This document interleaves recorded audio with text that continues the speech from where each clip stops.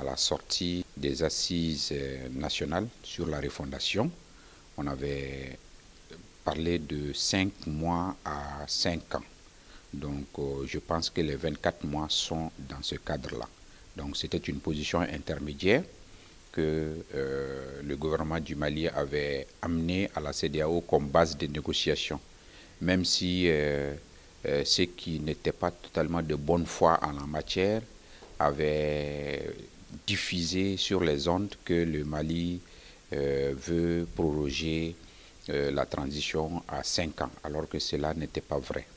Donc voilà un peu le cadre qu'on peut qualifier de juridique, parce que du moment où il y a maintenant une décision administrative, donc à savoir le communiqué du ministre à travers la lecture du décret, fixant le délai de la prorogation à 24 mois. Donc on a un fondement juridique aujourd'hui pour dire que tout le travail qui va être fait sera fait conformément à ces délais et en tentant aussi de respecter le délai dans le cadre de travail gouvernemental. Le souci de la CEDEAO, en fait, c'était d'obtenir un chronogramme. Sa durée, et le chronogramme est totalement différent du délai.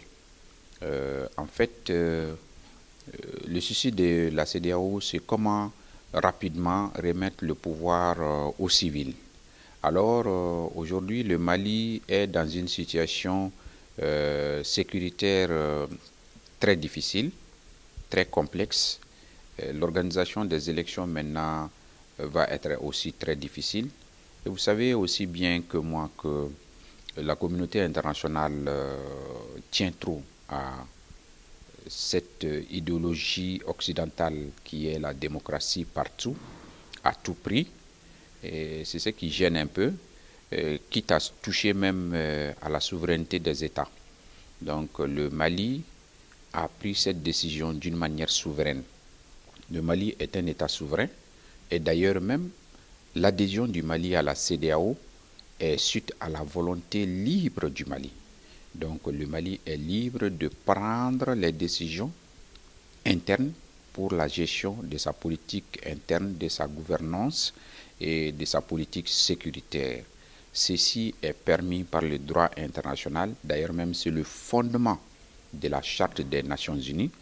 Rien du tout ne peut justifier l'immixtion des autres États dans les affaires intérieures des États. Donc la CEDEAO ne peut pas faire non plus. Mais puisque nous avons un engagement international sous-régional, qui est le protocole sur la bonne gouvernance, qui demande aux États de rester démocratiques et d'aller aux élections. On a compris que nous sommes allés aux élections depuis 2012 à aujourd'hui.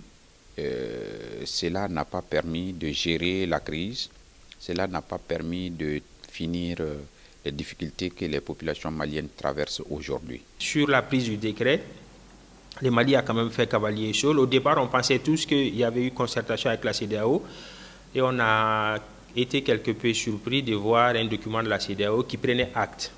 Et la question que moi personnellement je me pose, c'est est-ce que la prise de ces décrets de prorogation va avoir un impact sur le sommet du 3 juillet.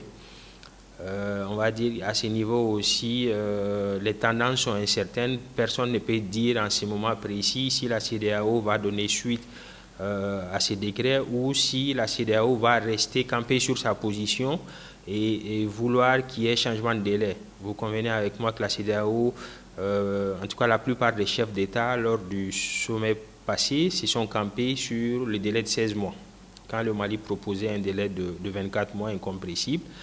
Bon, pour moi, là n'est pas réellement la question. On arrive à un stade où nous avons une économie avec une faible croissance. Et aujourd'hui, la crise énergétique est venue fouler du pied cette crise qui exacerbe le quotidien du Malien. Aujourd'hui, vous avez une augmentation du coût, des coûts de consommation qui a une répercussion sur tous les secteurs, des denrées de première nécessité, au transport, etc., etc. Et vous avez une baisse ou une baisse, on va dire, de la productivité de la production ce qui entraîne une inflation, une hausse de l'inflation. Et sur le long terme, c'est une situation qui n'est pas tenable pour le Mali. Ça tient quand même à moi et aussi à ce que je pense pour le peuple malien. Cette transition allait faire au-delà de 24 mois. Mais hélas, vu que nous avons des pressions et que nous avons aussi signé des engagements avec nos voisins, donc il faut aussi voir la triste réalité que nous vivons maintenant, c'est-à-dire les sanctions infligées sur nous, c'est-à-dire l'embargo par la CEDEAO et l'UEMOA. Donc il faut trouver le juste milieu pour pouvoir sortir de cette transition. Mais sortir comment? Sortir la tête haute et transmettre le pouvoir à un président démocratiquement élu avec un pays stable. Quand même, je pense que c'est l'aspiration de tout le peuple malien. Bon, je pense qu'à travers cette décision des autorités de la transition, ils ont fait passer le message que d'abord le problème est malien. Ça se règle au Mali et à la manière des Maliens. Donc la CEDEAO ne peut que nous accompagner, mais la CEDEAO ne peut rien nous imposer.